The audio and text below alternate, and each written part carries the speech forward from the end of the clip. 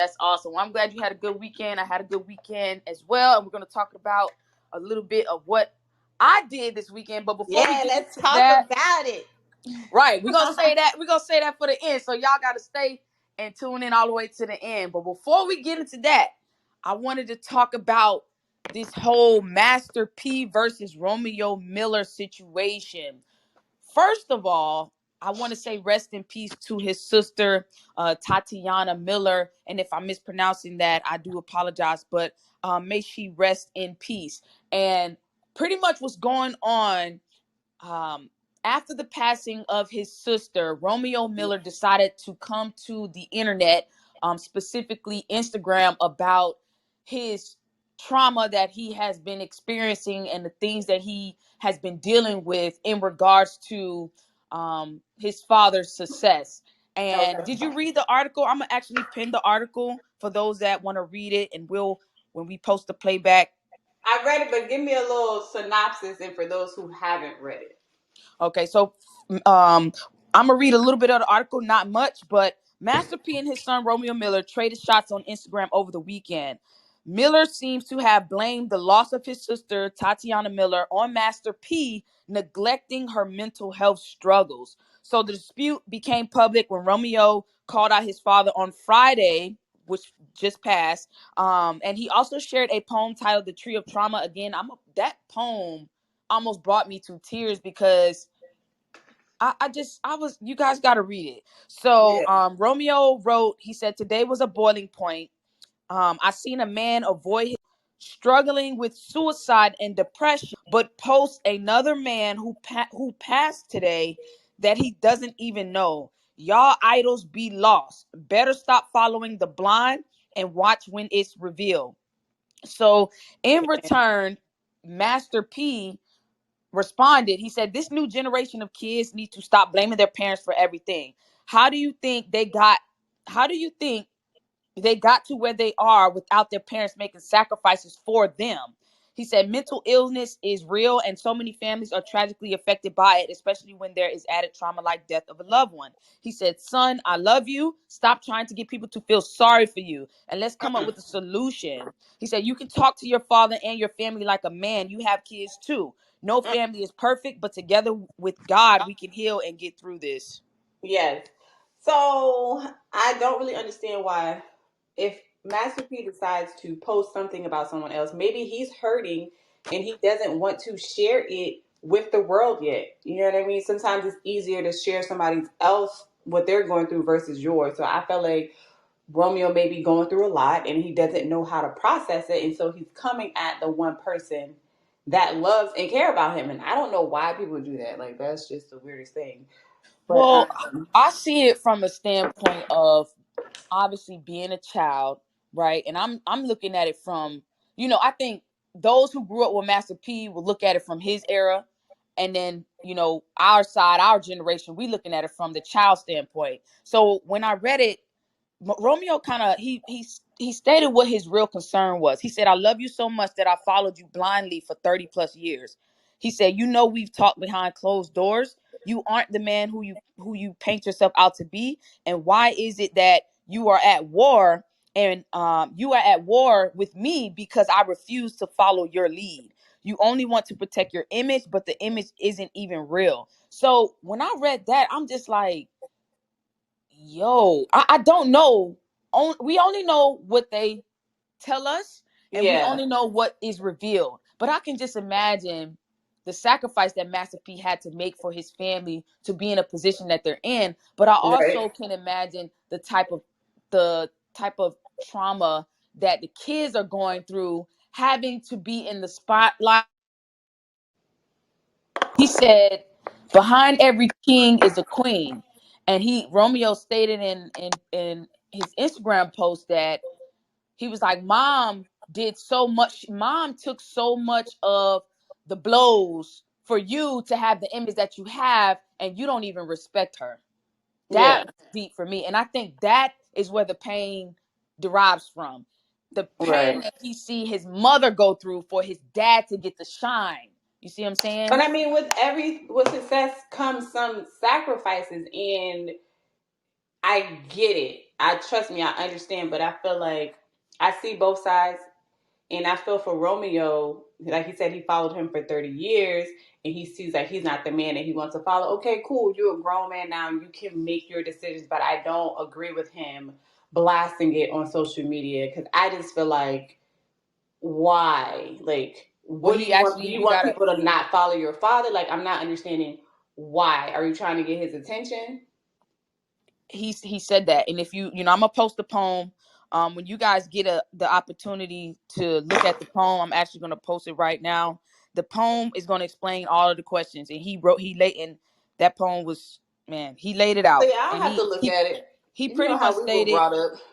yeah, he pretty much stated. He mentioned why. He said, I've tried to talk in private. I've tried to deal with this on the back end, but no one's listening. So maybe this, a lot of people, he said, a lot of people get on this generation for going to social media with their problems, but this is all we have for people to listen.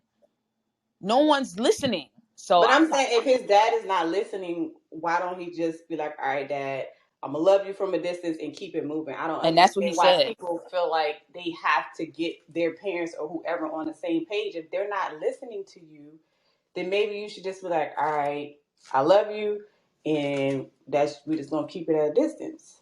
But it's when you, in my opinion, when you love someone so much that you want them to change for the better, or you want them to just listen, it hurts to break ties with them. I can imagine, the love that Romeo has for his dad. But Yes. he's coming out to the public now and publicly saying, I'm not being silenced no more. I'm not being quiet no more. I'm taking my own road of approach. And he chose to do it on social media. Could he have done it behind closed doors? Absolutely, but he chose to go with it public. And a lot of times, I'm thankful for Romeo doing that. That's we're gonna go to the next subject, but I'm thankful that he did that. Not because I want to see him at war with his dad, but because I want him to live in his truth. And if going to social media, posting about that made him feel better and made him say, you know what, today is going to be the day where I take this other road. And if that's what it took, I'm proud of Romeo for doing that, because it takes a man to, a lot of people say going to social media may be the coward way out, but nah, it takes a man to stand up against your father and go the opposite route of what he is trying to get you to go, because you see, the difference between right and wrong, and you actually don't want to take that wrong route in order to get to success. So, going into the next subject, you said you saw an article with Khloe Kardashian. Can you tell Yes. me a little bit So about that? Chloe was taking a lie detector test. Her sister was asking her questions about the family. And so one of the questions her sister asked Chloe was, would you let my kids stay over at your house? And Chloe was like, no. And I was like, well, dang, that's kind of weird because you live with your sister. Y'all do shows together. Like, why don't you trust your sister to be with your kids and watch them? So to me, that just showed like they had a lot of family issues, which kind of ties back into, what Master P and Romeo going through. And it's like all these people with money don't seem to trust their family. And that's crazy to me. Chloe didn't really get into the nitty gritty as to why, but she just said, like, we don't have enough time to go into why my kids will never Mm, stay over at your house. And I was just like, wow. yeah. I think it has a lot to do with what we don't see behind closed door, and it has a lot to do with what Kanye is saying. Kanye West has came out several times and said he don't want um Her his mom. daughter, his daughter on social media or doing certain things with Kim, because he's afraid of the lifestyle that she may have if she follow behind the people she's looking at every day. You know, Yeah. they don't, Yeah. they only the kids will only see what they see from a kid's view. That's my aunt, that's my grandma, that's my mom. They don't know until they grow up and Get a again little bit older. become a little bit more knowledgeable in what they see around them. But you know, this, I guess this kind of today is really just hitting on, really, I know we talking about celebrities, but we can relate this back to things that go on in our own lives, not to hit on a personal note, but if you're dealing with any type of stressful situations or situations that make you question, hey, if you got doubt in your head about it, you need to follow that intuition and don't Move. subject yourself to something just for the sake of it being blood. You know how people used to say blood is thicker than water. Well, I feel like as a generation, we're going into, I'm gonna make the best move. I'm gonna make my Right. For best move, my my next mental move. health and what's good for me. Right. And I love the fact that society is going into this realm of self-awareness Yes, and which is good. yes, like putting yourself first, no matter if it's over family, if you got to cut ties with people you've known for 20 years. People are fed up and it's like me But time, you also got to know that people give people multiple chances to like get it right and get it together. So if they're at that point where they're like, "Hey, I'm not going to talk to you That's true. anymore," they've given you multiple chances. So it's like, all right, well, you're not listening to me, so we gotta keep it moving. Absolutely, absolutely. So going into y'all let us know y'all thoughts in the comment section. Again, this Yeah. replay will be available once we get it posted on YouTube. We have 20 subscribers. We actually had a video go viral. It hit 3,000 views over there on YouTube. So follow us on YouTube at Two Sisters on the Way to Work. And if you're listening on YouTube, come over and follow us on Clubhouse, Two Sisters on the Way to Work. You'll see the same logo.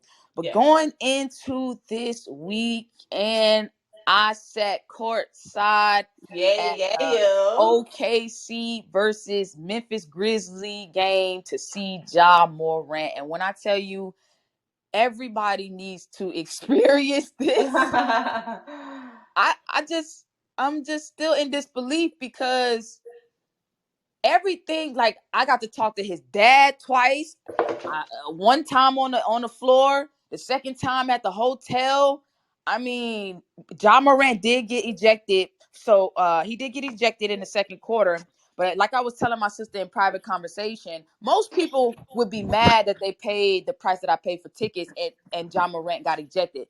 But everything aligned so perfectly to the point where Ja Morant got ejected out of the game for talking to me and three other super fans on the sidelines. Right. So my face is everywhere. I'm going on NBA.com. I'm on You had Bleacher all kind Report. of pictures, girl. That's crazy. And that's what I be telling people. You got to be ready. So when you put yourself in positions to, when you put yourself in positions, you just got to be ready. Like, especially if you a business owner. I had people going to my website. Like, it was crazy all day. But a little bit of stats. I want you guys to know that Ja Morant, the reason why I went to the game is because I wanted to support him. I'm so proud of him. He's 23 years old. He was the second round draft pick next to Zion Williams, and he grew up in Sumter, South Carolina. He went to the same high school that I went to, which is Crestwood High School. We only have two NBA players that came from our hometown, which are Only made. two. That's a lot. That is a lot, and they're big. Ray Allen and John Morant. Yes. Ja Morant, I actually hooped with Ray Allen's daughter, Tiara Allen, at Crestwood High School. So, I was blessed to be placed in those positions. But, Ja Morant is doing his thing. He actually is going to have his own sneaker with Nike Oh yeah, that's dropping gonna the be summer dope. of 2023. That's major. Yeah, that's amazing. That's major. He actually went back home to Sumter, South Carolina to have his jersey hung on December 7th, which was the first time that has ever happened at Crestwood High School in Sumter, South Carolina. So, Wow. I was telling my mom, he always is home. He's always home. His dad was a barber. A lot of people know him. My mom used to do his mom's hair. We hooped together. He used to come to my parties when I was throwing high school parties for like homecoming and stuff like that. And when I actually got the time to speak to his dad, I was like, "Hey, I'm from Sumter, South Carolina. My name is da da da da. Your son used to come to my parties." He was like, "I know who you are. I seen you from across the because I was sitting across from the Memphis Grizzlies bench." And he was like, "I know who you are." I was like, "Man, I appreciate y'all. Thank y'all for everything that y'all doing, and I'm here to support." And he gave me a hug, and he went back to his seat, and I went back to my seat. Um, and he actually came back over to where we was because Ja wanted to FaceTime us and tell us like, Yeah, hey, that's y'all are. awesome that he did that because he did not have to do that. He did not have to do that. He actually came back over and FaceTimed us and was like, yo, y'all good. Thank y'all so much for coming out to the game. Y'all paid courtside. I apologize. I got kicked out. Did you know they actually fine? We had to write a sworn statement because I don't know if you guys, how many NBA fans we have on here, but when players get ejected from the games, they actually they get fined. That's So crazy.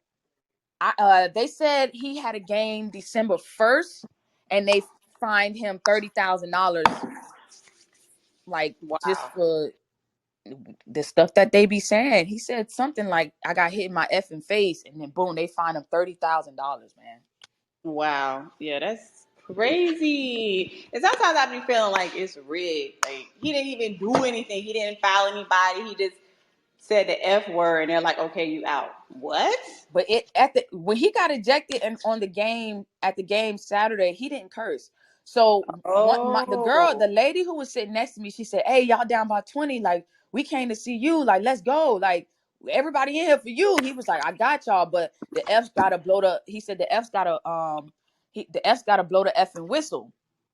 Right. So that's when he got double tech, and when you get double tech, you get kicked out of the game. You get ejected. But he was like, I was talking to the fans, and when you actually look at the article, John Morant was telling them, he was like, I was talking to the Yeah, you in the picture. oh, he was like, how I get ejected for talking to a fan? Like I'm not Yeah, even talking to the refs. How does this even that's happen? crazy. Everybody's filing all type of stuff, but you get ejected for saying that. And I feel like a lot of people came to see him and they didn't even Yeah, see him. Like he filled the whole place. he did. And when I tell y'all, people was leaving, I was courtside, so I seen it. People was like, all right, I'm out. And it was a second quarter. And the manager that had got me the tickets, he got me my seat.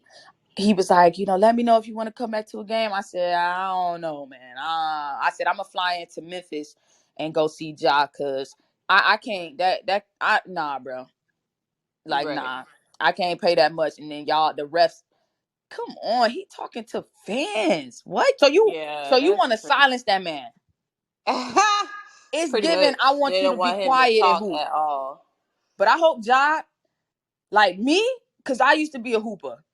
If this happened to me, what I would do is I would go crazy on them, like on the court. Like, oh, y'all want me to be Yeah, he quiet? do. I was looking at a couple of his videos. He be going off. He be dunking. I'm like, okay, I'm at the next game. Pull He up. be Let's going go. off. He be posterizing people. He don't care. He remind me so much of Allen Iverson, even with his attitude on the court. It's not a people see it as, they looked at Allen Iverson and say, oh, Allen Iverson's a troublemaker. He got chains and he got braids and all of this stuff. But when you look at John Morant and how John Morant played, I'm not comparing him to Allen Iverson because Allen Iverson is my favorite player, but John Morant is also one of my favorite players as well. But the style of hooping that he does is similar to Allen Iverson because they don't care. I love the fact that they don't care. Like, yo, I might not be the biggest on the court, I might not be the tallest, but I'm going. You gonna have to play. You gonna have to D up. You gonna have to see me at the he gonna have to see me. John Morant is the number. He's ranked number 4 in the NBA. The Memphis Grizzlies is actually ranked number 1 in the West. Somebody correct me if I'm wrong, but I think that's what I read this morning. Yeah. And Ja just got so many good things going for him. I'm glad I got to experience that. But me and you, I actually got to talk to the general manager um today about tickets to get courtside to fly into Memphis. So me and you already talked about that. Yeah. So yeah, I'm gonna do a part 2. I actually got a vlog of my experience that I'm gonna post probably on the Two Sisters on the Way to Work page. So if you guys follow us on YouTube, we'll Be able to check it out. It's nice too. right. I'll have the You got to vlog see up all the there. food and like the VIP area. So y'all It was definitely want to check crazy. that out. It's crazy. But do you got anything else for the people before we get on up out of here? I don't. I don't. Listen, today was good. We had a really great talk. We got 7 people listening in. I appreciate y'all for sharing this out. Make sure you guys tune in every morning, at least 4 days out of the week. We are right here. Turn on that notification bell. We love y'all, and this replay will be available on YouTube. Follow us on Two Sisters on the Way to Work, and we'll catch you guys later. Peace. Peace.